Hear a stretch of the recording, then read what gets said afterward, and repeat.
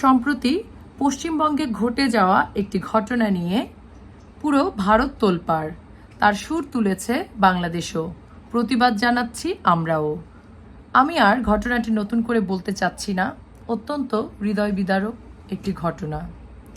কন্যা শিশুদের মা বাবাকে আমি বলবো, আপনার শিশুকে, আপনার মেয়েকে বা যারা নারীরা আছি আমরা সকলেরই একটা ব্যাপারে মনোযোগ দেওয়া উচিত। বিভিন্ন শিক্ষা গ্রহণের সাথে সাথে আমাদের নিজেদের আত্মরক্ষার কৌশলগুলো শিখতে হবে, যাতে করে আমরা নিজেরাই নিজেদের রক্ষা করতে পারি।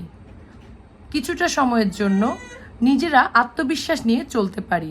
একজন নারী, একজন মেয়ে আসলে কোথাও নিরাপদ নয়।